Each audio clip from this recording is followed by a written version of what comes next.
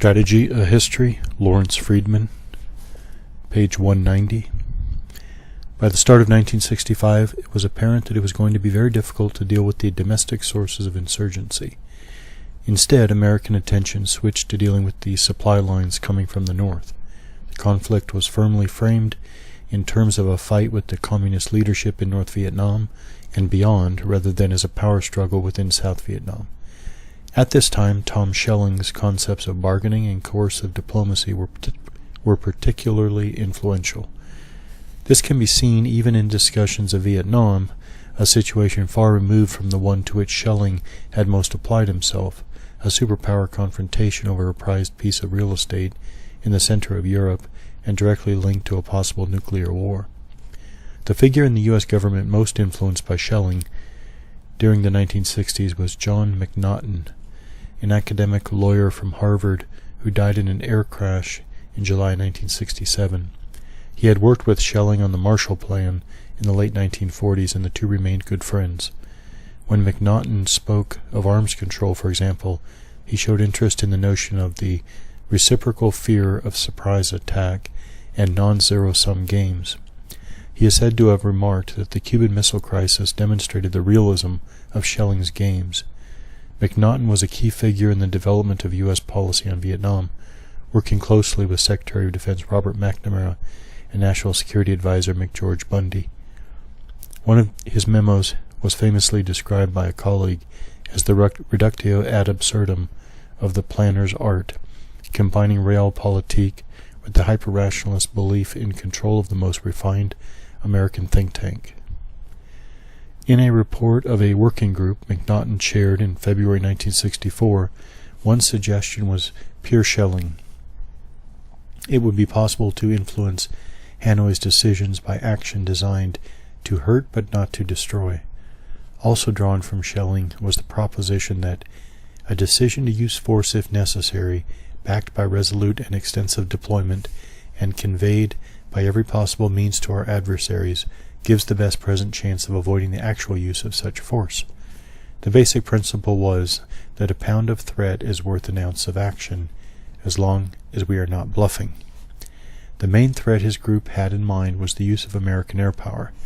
At the time, the government was still trying to avoid using ground forces, but that could not achieve much of direct military value, as the supply lines were hard to disrupt and mass air attacks on civilian populations were considered unacceptable. McNaughton came up with the idea of coercive airstrikes with a political purpose, which he described as progressive squeeze and talk, orchestrating diplomatic communications with graduated military pressure. Even if the United States eventually gave up, it was important to show that it had been willing to keep promises, be tough, take risks, get bloodied, and hurt the enemy badly. McNaughton was thus trying to find ways of giving the impression of commitment without being truly resolute, of following one course while not closing off others. At the start of 1965, McNaughton consulted Schelling on exactly how the North could be coerced in these unpromising circumstances. According to one account, the two men wrestled unsatisfactorily with the question of what could the United States ask the North to stop doing that they would obey, that they would soon know they obeyed, and that they would not simply resume doing after the bombing had ceased. Kaplan comments with some satisfaction, so assured, at times glibly so, when writing about sending signals with force, inflicting pain to make an opponent behave, and weaving patterns of communication through tactics of coercive warfare in theory, Tom Schelling, when faced with a real-life limited war, was stumped, had no idea where to begin. In fact, Schelling was highly skeptical about the likely value of a bombing campaign against the North.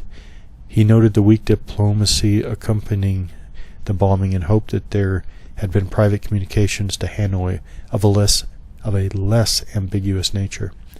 Schelling's reasoning, while suggestive and provocative, could not by itself generate strategies, because that required the introduction of levels of complexity that his theoretical structure could not handle.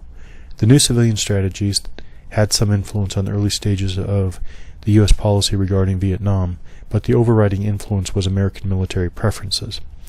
In some respects, the two came from the same starting point. a focus on techniques and tactics separate from political context.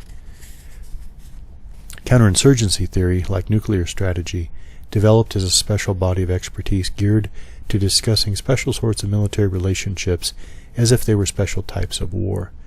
As discussed, Mao and Giap never saw guerrilla tactics as more than expedients for when they were weak. They did think that they could win a guerrilla war. They did not think they could win a guerrilla war. Success at this level would allow them to move on to the next stage, defined by the familiar clash of regular armies.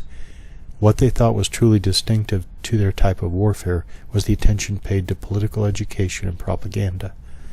Vietnam, a war for which the civilian strategists had not prepared and on which they had relatively little of value to say, marked the end of the golden age of strategic studies. Just as the arrival of mutual assured destruction and a period of relative calm took the urgency out of the Cold War, Vietnam poisoned the academic well. Colin Gray charged the civilian men of ideas with being overconfident about the ease with which theory might be transferred to the world of action. The prophets had become courtiers, living off their intellectual capital. Their dual loyalty to the needs of problem-oriented officials on the one hand and the disinterested policy-neutral standards of scholarship on the other had tended to produce both irrelevant policy advice and poor scholarship. In response to this criticism, Brodie praised policy engagement and defended the small group of civilian strategists who had accepted the burden of making sense of the new nuclear world because the military were incapable of doing so. Yet having left Rand in 1966, bemoaning the astonishing lack of political sense and ignorance of diplomatic and military history among the engineers and economists, he readily accepted Vietnam as a consequence of these tendencies.